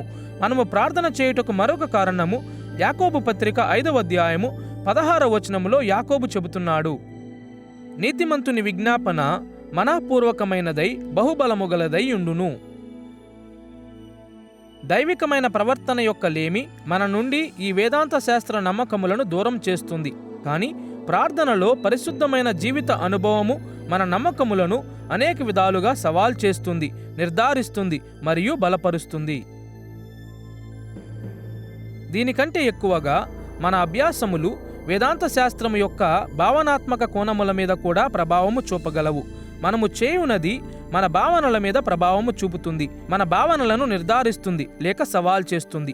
ఉదాహరణకు, విశ్వాసులు ఘోరమైన పాపములను చేసినప్పుడు చాలాసార్లు వారు అపరాధ భారము మరియు నేరస్థాపన అనే భావనాత్మక అనుభవములను ఎదుర్కొంటారు. అదే సమయంలో మనము సరైన పనులు చేసినప్పుడు దేవుని నిర్ధారణ మరియు ఆశీర్వాదములో కలుగు ఆనందమును సంతోషమును పొందుకుంటాము. మనము ఇంతకు ముందు చూసినట్లు మనము నమ్మునది మనము చేయు వాటి మీద మరియు భావనల మీద ప్రభావము చూపుతుంది. ఇప్పుడు వేదాంత శాస్త్రం యొక్క లక్ష్యముల యొక్క పరస్పర ఆధారములోని చివరి దృష్టికోణమును క్లుప్తముగా చూద్దాము. అందుకే కీర్తనలలో కీర్తనాకారుల యొక్క భావనలు, వారి యొక్క ఆలోచన మరియు వారి క్రియలను ఏదో ఒక వైపుకు నడిపించుచున్నట్లు మనము చూస్తాము. ఒకవైపు కీర్తనకారుడు విడనాడబడెను అని భావించినప్పుడు అతని సాంప్రదాయక ఆలోచన భావనలు అతడు అనుభవించిన శ్రమల మీద మరియు దేవుని మీద అతని విశ్వాసము ఈ శ్రమల మీద ఎలాంటి ప్రభావము చూపుతుంది అనే దాని మీద ముఖ్యముగా దృష్టి పెడుతుంది. ఉదాహరణకు 13వ కీర్తన 1 మరియు 3వ వచనములో దావీదు అంటాడు, యెహోవా, ఎన్నాళ్ళ వరకు నన్ను మరిచిపోవుదువు? నిత్యము మరిచెదవా? నాకెంత కాలము విముఖుడవై ఉందువు? నా మీద దృష్టి ఉంచి నాకుత్తరమిమ్ము. అంతేగాక కీర్తనకారుని యొక్క భావనలు కూడా అతని క్రియల మీద ప్రభావము చూపుతాయి. దిక్కులేని వారిగా ఉన్నప్పుడు కీర్తనకారులు ఊరకనే ఉండలేదు. వారు వెక్కి వెక్కి ఏడ్చేవారు, వారు రోగగ్రస్తులయ్యేవారు. 6వ కీర్తన 6వ వచనములో కీర్తనకారుడు చెబుతున్నట్లు, నేను మూలుగుచు అలసి ఉన్నాను, ప్రతి రాత్రియు కన్నీరు విడిచుచు నా పరుపు తేలజేయుచున్నాను, నా కన్నీళ్ల చేత నా పడక కొట్టుకొని పోవుచున్నది. అదే సమయములో కీర్తనకారులు ఆనందముతో నిండినప్పుడు నాట్యముతోనూ స్తుతులతోనూ ప్రభువును స్తుతించుటకు శక్తిని పొందుకున్నారు. 30వ కీర్తన 11వ వచనములో ఈ విధముగా వ్రాయబడి ఉన్నది, నా ప్రాణము మౌనముగా నుండక నిన్ను కీర్తించున్నట్లు నా అంగలార్పును నీవు నాట్యముగా మార్చియున్నావు. 3 వేదాంత శాస్త్ర లక్ష్యములైన ఆర్థోడాక్సీ, ఆర్థోప్రాక్సిస్ మరియు ఆర్థోపాథోస్ చాలా ఎక్కువగా పరస్పరాధారితమైనవని ఈ ఉదాహరణలలో నుండి మనము చూడవచ్చు. మన నమ్మికలు ఎల్లప్పుడూ మన క్రియలు మరియు వైఖరి మీద ఏదో ఒక ప్రభావము చూపుతాయి. మన అలవాట్లు మన నమ్మికలు మరియు భావనల మీద ప్రభావము చూపుతాయి, మరియు మన భావనలు మన ప్రవర్తన మరియు నమ్మికల మీద ఏదో ఒక విధంగా ప్రభావం చూపుతాయి. వేదాంత శాస్త్రం యొక్క 3 లక్ష్యములు పరస్పర ఆధారితమైనవని అర్థము చేసుకొనుట మరొక గంభీరమైన సమస్యలోనికి నడిపిస్తుంది. ఈ 3 లక్ష్యములలో ఏది ఇతర రెంటి కంటే ప్రధానమైనది? మనము ఆర్థోడాక్సీ, ఆర్థోప్రాక్సిస్ మరియు ఆర్థోపాథోస్లో దేని మీద ఎక్కువ దృష్టి పెట్టాలి? చాలామంది ఇవాంజలికల్ విశ్వాసులు దీనికి సూటైన జవాబునిస్తారు. మన నమ్మకములను సరిచేసుకొనుట మీద మొదట దృష్టి పెట్టుట మనకు దేవుడు రూపించిన ప్రాధాన్యత అని వారు నమ్ముతారు. తద్వారా అవి మన క్రియలను మార్చుతాయి మరియు మన క్రియలు మన భావనలను మార్చుతాయి. ప్రాధాన్యతల యొక్క విధానమును ఈ క్రింది విధముగా నిర్మించవచ్చు. సరిగా ఆలోచించండి, సరైన క్రియలు చేయండి, అప్పుడు మీరు సరైన భావనలు కలిగి ఉంటారు. వేదాంత శాస్త్రము పట్ల ఈ అవగాహన చాలా వ్యాప్తి చెందినది. అయితే ఇప్పుడు ఈ ప్రణాళిక స్పష్టముగా యోగ్యమైనది అనుటలో ఏ సందేహము లేదు. దానిలో ఎటువంటి తప్పిదము లేదు. గాని ఈ ప్రాధాన్యతలను మనం ఎల్లప్పుడూ పాటించున్నప్పుడు ఒక సమస్య తలెత్తుతుంది. ఎందుకంటే మనము ఎన్నడూనూ మొదటి మెట్టును దాటి ఆలోచన చేయము కాబట్టి మన వేదాంత శాస్త్రము బలహీనపడిపోతుంది. క్రియల వేదాంత శాస్త్రము మీద ఎక్కువ దృష్టి పెట్టుట ద్వారా భావనలు నిర్లక్ష్యము చేయబడతాయి, లేక దానికి తక్కువ ప్రాధాన్యత ఇవ్వబడుతుంది. వేదాంత శాస్త్రం యొక్క లక్ష్యములను గూర్చి మన మానవ శరీరములోని ముఖ్యమైన వ్యవస్థలను గూర్చి ఆలోచన చేయు విధముగా ఆలోచన చేస్తే అది సహాయకరంగా ఉంటుంది. మన శరీరములో పలు ముఖ్యమైన వ్యవస్థలు ఉన్నాయి. కేంద్ర నరముల వ్యవస్థ, జీర్ణ వ్యవస్థ, ఊపిరితిత్తుల వ్యవస్థ, గుండె మరియు రక్తనాళముల వ్యవస్థ. ఇప్పుడు వీటిలో దేనికి ప్రాధాన్యత ఇవ్వాలి? ఈ వ్యవస్థల మధ్యలో పరస్పర సంబంధములను గూర్చి ఆలోచన చేయునప్పుడు సరైన క్రమము ఏమిటి? నరముల వ్యవస్థ జీర్ణ వ్యవస్థ మీద ఎలాంటి ప్రభావం చూపుతుందో మనము ఆలోచన చేయవచ్చు, కానీ జీర్ణ వ్యవస్థ నరముల వ్యవస్థ మీద ఎలాంటి ప్రభావం చూపుతుందో అని కూడా మనము ఆలోచన చేయవచ్చు. ఈ పరస్పర అనుబంధములను గూర్చి ఆలోచన చేయుటకు అనేకమైన సరి అయిన ఉపయోగకరమైన మార్గములు ఉన్నాయి. అయితే వేదాంత శాస్త్రం యొక్క 3 లక్ష్యముల యొక్క పరస్పర ఆధారితమును గూర్చి మనము ఇప్పటి వరకు చూసిన విషయముల ఆధారముగా ఎల్లప్పుడూ ఒక ప్రణాళిక లేక ఒక లక్ష్యమును ఎన్నుకొనుట సరైన పని కాదు. ఈ పాఠములలో మనము అనేకసార్లు చూడబోతున్నట్టు మన నమ్మకములు మరియు మన క్రియలు మరియు మన భావనలు పలు అన్యోన్యతల యొక్క వలయములను నిర్మిస్తాయి. వాటి మధ్య అనుబంధములలో అవి కేవలము సూటిగాను లేక సరళముగాను లేకుండా బహుళ సమానత్వములు లేక పరస్పర ఆధారత కలిగి ఉంటాయి. ఎంతవరకంటే మనము అన్ని వేళలా ఒకే ప్రాధాన్యతను ఇవ్వలేకపోతాము.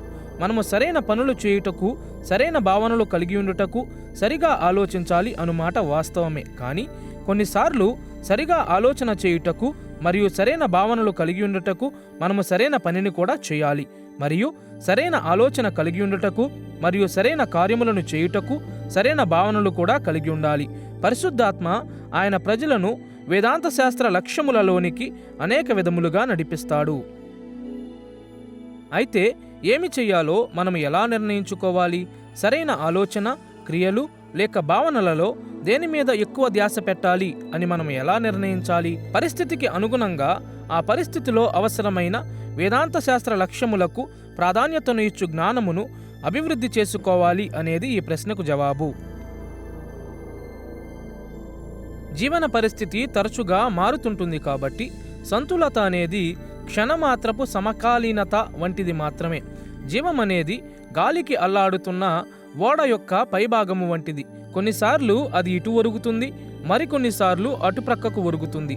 అల్లాడుతున్న ఆ ఓడలో మన సంతులతను నిలబెట్టుకొనుటకు మన కాళ్ళ క్రింద జరుగుతున్న అలజడికి అనుగుణంగా ఒక వైపుకు లేక మరొక వైపుకు ఒరుగుట మనము నేర్చుకోవాలి.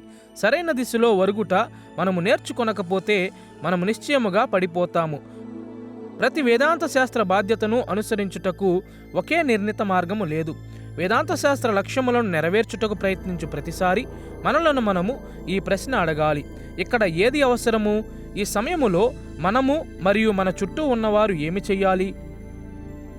అప్పుడు ఆ సమయమునకు తగిన అవగాహన మనకు కలుగుతుంది మరియు వేదాంత శాస్త్రం యొక్క లక్ష్యములన్నిటినీ మన పూర్ణ మనస్సుతో మనము అనుసరించగలము. తమ ప్రాధాన్యతలను సమయానుసారముగా మార్చుట తెలియని విశ్వాసుల జీవితములలో గొప్ప హాని జరుగుతుంది. మనము తరచుగా సాంప్రదాయకతను వక్కానించినప్పుడు మనము సులువుగా జ్ఞానవాదము అనే ఉచ్చులో పడిపోతాము. మనము తరచుగా అభ్యాసమును లేక క్రియలను వక్కానించినప్పుడు మనము సులువుగా న్యాయవాదము వైపు మొగ్గు చూపుతాము మరియు మనము ఎల్లప్పుడూ వేదాంత శాస్త్రం యొక్క భావనాత్మక లక్ష్యముల మీద దృష్టి పెట్టినప్పుడు మనము సులువుగా భావుకతావాదములోనికి పడిపోతాము. జీవన నౌక అల్లాడుటకు అనుగుణంగా సమయానుసారముగా జీవిత సమతులనమును నేర్చుకున్నప్పుడు ఈ విపరీత పరిస్థితుల ఉచ్చులో పడకుండా అది మనకు సహాయం చేస్తుంది.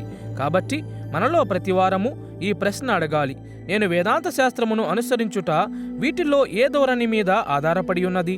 నేను జ్ఞానవాదము అనే ఉచ్చులో పడే అవకాశం ఉందా? నేను న్యాయవాదము లేక భావుకతావాదము లేక ఈ రెంటి కలయికలో ఒకదాని ద్వారా ప్రభావితము చేయబడుతున్నానా అని అడగాలి. మన స్వాభావిక ధోరణులు ఏమైనా సరే మనము నిర్లక్ష్యము చేయు వేదాంత శాస్త్ర లక్ష్యముల మీద దృష్టిని పెట్టుటకు మనము కష్టపడి పనిచేయాలి. ఇప్పుడు మనము వేదాంత శాస్త్రమును నిర్వచించి వేదాంత శాస్త్రం యొక్క లక్ష్యములను పరీక్షించాము. కాబట్టి మన మూడవ అంశమైన వేదాంత శాస్త్రం యొక్క అంశముల వైపుకు మన దృష్టిని మళ్లించుదాము. వేదాంత శాస్త్రమును మనము పాటించినప్పుడు ఏ విషయములు మన దృష్టికి వస్తాయి? ఏ అంశము క్రింద మనము ఆర్థోడాక్సీ, ఆర్థోప్రాక్సిస్ మరియు ఆర్థోపాథోస్ను వెతకాలి?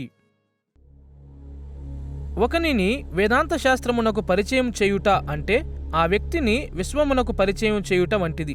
ఇది చాలా కష్టమైన పని. కాబట్టి ఈ పాఠములలో వేదాంత శాస్త్రము మీద మన దృష్టిని కేవలము కొన్ని అంశములకు మాత్రమే పరిమితము చేయవలసి ఉన్నది. మనకు ఆసక్తిని కలిగించు అంశములను అర్థము చేసుకొనుటకు మనము రెండు విషయములను చూడవలసి ఉన్నది. మొదటిగా వేదాంత శాస్త్రవేత్తల ముందు ఉన్న అనేక వికల్పములు మరియు రెండవది ఈ పాఠములలో మనము చేయు ఎంపికలు. వేదాంత శాస్త్రం యొక్క క్రమబద్ధమైన అధ్యయనములోనికి ప్రవేశించు ప్రతివారి కొరకు వేచియుండి వికల్పములను మొదట మనము చూద్దాము. ప్రజలు మొదటిగా వేదాంత శాస్త్ర అధ్యయనమును ఆరంభించినప్పుడు దాని యొక్క విశాలతను చూసి ఆశ్చర్యపడిపోతారు. వేదాంత శాస్త్రములో పొడవాటి అంశముల పట్టిక ఉంటుంది అని ఆలోచించుట సర్వసాధారణమే. క్రైస్తవ విశ్వాసం యొక్క 2 సహస్రాబ్దుల కాలములో వేదాంత శాస్త్రము మీద ఎక్కువ ఆసక్తి చూపు వారి దృష్టిని అనేక అంశాలు ఆకర్షించాయి. ఈ అంశాల యొక్క పట్టిక అనేది వేర్వేరు సంఘాల సమూహములలో వేరుగా ఉండేది. కానీ కొన్ని ముఖ్యమైన వేదాంత శాస్త్ర వర్గములను అన్ని సంఘములు అంగీకరిస్తాయి. వేదాంత శాస్త్రము యొక్క అన్వేషణలో కొన్ని అభ్యాసిక అంశములు ఉంటాయి. అవి మిషన్స్, ఇవాంజలిజం, అపోలోజిటిక్స్ లేక విశ్వాసమును, ఆరాధనను, కృపా పరిచర్యలను మరియు ప్రసంగ శాస్త్రమును సమర్థించుట లేక ప్రసంగము. దీనిలో అనేక రకముల సిద్ధాంత సంబంధమైన అంశములు కూడా ఉన్నాయి. సోటెరియాలజీ అనగా రక్షణ సిద్ధాంతము, ఎక్లెసియాలజీ అనగా సంఘ సిద్ధాంతము, ఆంథ్రపాలజీ అనగా మానవ సిద్ధాంతము, న్యూమటాలజీ అనగా పరిశుద్ధాత్మ సిద్ధాంతము, క్రిస్టాలజీ అనగా క్రీస్తు సిద్ధాంతము, థియాలజీ ప్రాపర్ అనగా దేవుని సిద్ధాంతము, ఎస్కటాలజీ అనగా కడవరి దినముల సిద్ధాంతము, బిబ్లికల్ థియాలజీ అనగా బైబిలులో వ్రాయబడిన విమోచన చరిత్ర యొక్క వేదాంతము, సిస్టమాటిక్ థియాలజీ అనగా బైబిలు బోధనలను తర్కముగా అమర్చుట, హిస్టారికల్ థియాలజీ అనగా సంఘ చరిత్రలో సిద్ధాంతముల యొక్క అభివృద్ధిని కనుగొనుట మరియు హెర్మిన్యూటిక్స్ లేక అనువాదము. ఇప్పుడు చాలా వరకు సాంప్రదాయిక అధ్యయన వేదాంత శాస్త్రము సాంప్రదాయికత దృష్టికోణములో నుండి ముఖ్యముగా ఈ అంశముల మీద దృష్టి పెట్టింది. ఈ విషయములను గూర్చి సరి అయిన విధముగా ఆలోచించుట. ఈ అంశములలో ఒకదాని మీద జరుగు ఒక సెమినారీ తరగతిలో ఈ అంశములను సరళము చేయుట మీద, అందరూ సరిగా ఆలోచన చేయునట్లు చూచుట మీద దృష్టి పెడుతుంది. కొన్నిసార్లు కొన్ని సెమినారీ తరగతులు అధ్యయన నైపుణ్యతల మీద దృష్టి పెడతాయి. ఆరాధన, సువార్త ప్రకటన, ప్రసంగ శాస్త్రము మరియు కౌన్సిలింగ్ మీద దృష్టి పెట్టు తరగతులు సాధారణముగా నైపుణ్యతలు లేదా ఆర్థోప్రాక్సిస్ పట్ల ప్రత్యేకమైన శ్రద్ధ కలిగి ఉంటాయి. దురదృష్టవశాత్తు ఒక సెమినరీ తరగతిలో ఆర్థోప్రాక్సిస్ మీద లేక వేదాంత శాస్త్రం యొక్క భావనాత్మక కోణము మీద, ప్రసంగ శాస్త్రము మీద లేక ప్రసంగమును నేర్పు తరగతి మీద దృష్టి పెట్టుట చాలా అరుదు. అయినను ఈ పాఠములో మనము నేర్చుకున్నట్టు వేదాంత శాస్త్ర అంశముల పట్ల మరింత అనుకూలమైన విధమును కలిగి ఉండుటకు మన ఆసక్తిని 3 దిశలలో స్థిరపరచవలసిన అవసరత ఉన్నది. కాబట్టి ఒక వేదాంత శాస్త్రి విద్యార్థి ఎదుట ఉన్న పని చాలా పెద్దదిగా ఉన్నది. ప్రతి వేదాంత శాస్త్ర అంశములో చూచుటకు లెక్కలేనన్ని దిశలు ఉన్నాయి. మనము వేదాంత శాస్త్రమును చదువుచున్నప్పుడు మన ఎదుట ఉన్న వికల్పముల యొక్క పొడవాటి పట్టిక ఎంపికల యొక్క అవసరతను మన ముందుంచుతుంది. వేదాంత శాస్త్రం యొక్క క్రొత్త విద్యార్థులు తరచుగా ఎదుర్కొను గొప్ప అపాయం ఉంది. వేదాంత శాస్త్ర అంశముల యొక్క సంఖ్య మరియు క్లిష్టత కొన్నిసార్లు వారి శక్తికి మించినది కావచ్చు. వాస్తవానికి ఈ విద్యాక్షేత్రము ఎంత పెద్దది అంటే చాలామంది విద్యార్థులు ఈ అంశముల యొక్క పైపై సమాచారమును మాత్రమే నేర్చుకొనగలుగుతారు. ఇందువలన విద్యార్థులు చాలాసార్లు ప్రత్యేకంగా సాంప్రదాయకత మీద మాత్రమే ఎక్కువ దృష్టి పెడతారు, ఎందుకంటే ఇతర కోణములను గూర్చి ఆలోచన చేయుటకు చాలా తక్కువ సమయం ఉంటుంది. ఈ పాఠములలో అనేకమైన వేదాంత శాస్త్ర అంశముల ద్వారా ముంచివేయబడకుండా కేవలము కొన్ని అంశముల మీద మాత్రమే మన దృష్టిని పెడదాము. ఒక కాపరి ఎదుర్కొను వేదాంత శాస్త్ర సమస్యలు అని మనము పిలిచే కొన్ని వేదాంత శాస్త్ర అంశముల మీద మనము దృష్టిని కేంద్రీకరించుదాము. దీని అర్థము ఏమిటంటే కాపరులకు మరియు సంఘ నాయకులకు సూటిగా ఉపయోగపడే నమ్మికలు, అభ్యాసములు మరియు భావనల యొక్క గుంపు. ఈ పాఠములలో సంపూర్ణ వేదాంత శాస్త్రము యొక్క విద్యా సంగ్రహ నిఘంటువు యొక్క పరిచయమును ఇచ్చుటకు మనము ప్రయత్నించుటలేదు. బదులుగా మనలను మనము ఇలాంటి ప్రశ్నలను అడుగుతున్నాము. సంఘ నాయకత్వం యొక్క తర్ఫీదు పొందు ప్రజలు ఏమి నేర్చుకొనవలసి ఉన్నది? వారు ఏమి చేయాలి? వారు వేదాంత శాస్త్రమును గూర్చి ఎలాంటి భావన కలిగి ఉండాలి? వేదాంత శాస్త్ర అధ్యయనమును వారు ఏ విధముగా ఆశ్రయించాలి? సంతోషకరముగా ఈ ప్రశ్నలకు జవాబులను మనము సృష్టించవలసిన పని లేదు. సంఘము ఇంతకు ముందే మనకు పలు ముఖ్యమైన నిర్దేశనములను ఇచ్చింది. శతాబ్దాలుగా సంఘములో వేదాంత శాస్త్ర విద్య అభివృద్ధి చెందుతుండగా సంఘములోని నాయకుల యొక్క విద్యలో బోధించవలసిన అంశముల రకములను గూర్చి లోకమంతటిలో ఉన్న పలు డినామినేషన్ల వారి మధ్య ఒక ఏకాభిప్రాయం బలపడింది. దీనివలన ఒక వేదాంత కళాశాల యొక్క పాఠ్యాంశములు ఈ విధముగా ఉంటాయి. అవి 3 ముఖ్యమైన భాగములుగా విభజింపబడ్డాయి: బైబిల్ విభాగము, చారిత్రక మరియు సిద్ధాంత విభాగము మరియు అభ్యాసిక విభాగము. సంఘ నాయకుల కొరకు వేదాంత శాస్త్ర విద్యను అభివృద్ధి చేయుటలో పరిశుద్ధాత్మ సంఘమును నడిపించిన ముఖ్యమైన మార్గములకు ఈ 3 విభాగములు ప్రాతినిధ్యం వహించుచున్నాయి. సంఘము దాని నాయకులకు అందించు ఈ వేదాంత శాస్త్ర తర్ఫీదు విభాగములను ఇప్పుడు విపులపరచుదము. బైబిల్ విభాగము సాధారణముగా పాత నిబంధన అధ్యయనములు మరియు క్రొత్త నిబంధన అధ్యయనములుగా విభజింపబడింది. పాఠ్యాంశములలోని ఈ విభాగములు లేఖనముల యొక్క అంశముల మీద దృష్టి పెట్టి భావి సంఘ నాయకులను బాధ్యతాయుతమైన బైబిల్ వ్యాఖ్యానమునకు పరిచయం చేస్తాయి. సిద్ధాంత మరియు చారిత్రక విభాగమును సంఘ చరిత్ర మరియు క్రమబద్ధమైన వేదాంత శాస్త్రముగా విభజిస్తుంటారు. పలు కాలములలో పలు విధములుగా క్రీస్తు శరీరమైన సంఘము లోకములో ఎలా సంఘర్షణ చేసింది అనే వేదాంత శాస్త్రమును దేవుడు ఎలా అభివృద్ధి చేశాడు అనే దాని మీద సంఘ చరిత్ర దృష్టి పెడుతుంది. సంఘము లేఖనముల యొక్క బోధనలను తార్కికముగాను క్రమబద్ధముగాను ఎలా అమర్చినదో క్రమబద్ధమైన వేదాంత శాస్త్రము విద్యార్థులకు తెలియజేస్తుంది. తరువాత అభ్యాసిక విభాగము విద్యార్థుల యొక్క వ్యక్తిగత ఆత్మీయ అభివృద్ధి, ప్రసంగము మరియు సువార్త ప్రకటన వంటి అభ్యాసిక పరిచర్య నైపుణ్యతల వైపు విద్యార్థులను ఆకర్షిస్తుంది.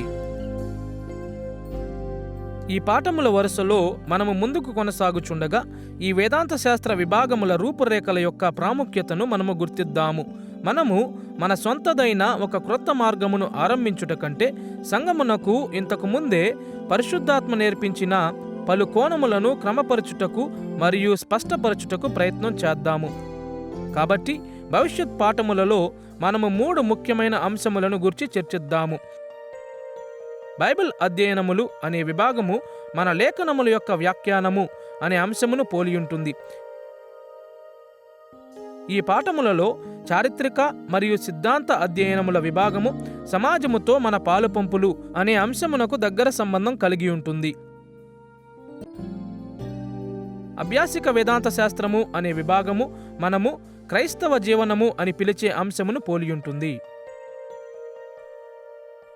వేదాంత శాస్త్రం యొక్క ఈ వేర్వేరు విభాగములు ఎలా పనిచేస్తాయో మరియు మనము వేదాంత శాస్త్రమును అన్వేషించుచుండగా అవి కలిసి ఎలా పనిచేస్తాయో చూద్దాము.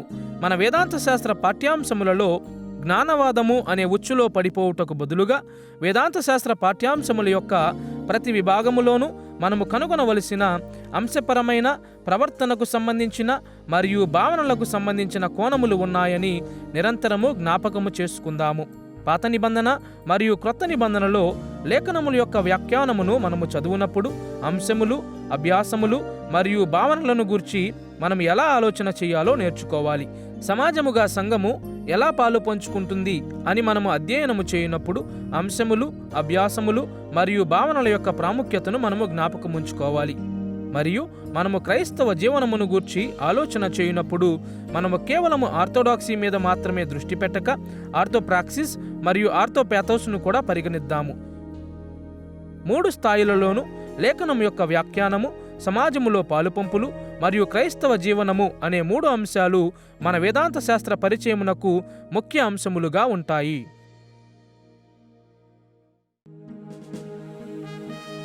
ఈ పాఠములో వేదాంత శాస్త్రములోనికి ప్రవేశించుచుండగా మనము అడిగే అత్యంత సామాన్యమైన ప్రశ్నను మనము చూశాము. అది వేదాంత శాస్త్రము అంటే ఏమిటి? ఈ ప్రశ్న యొక్క 3 విషయములను మనము చూశాము. వేదాంత శాస్త్రం యొక్క నిర్వచనము, వేదాంత శాస్త్రం యొక్క లక్ష్యములు మరియు వేదాంత శాస్త్రం యొక్క అంశములు. మన ముందు ఉన్న ఈ పాఠములలోనికి మనము కొనసాగుచుండగా ఈ పాఠములో చర్చించిన అంశములు మరలా పునరావృత్తమవుతాయి. మన సాధారణ ప్రణాళికను దృష్టిలో ఉంచుకుంటే క్రీస్తుకు మరియు ఆయన సంఘమునకు గొప్ప సేవ చేయు విధముగా వేదాంత శాస్త్రమును అన్వేషించుటకు కావలసిన శక్తిని పొందుతాము.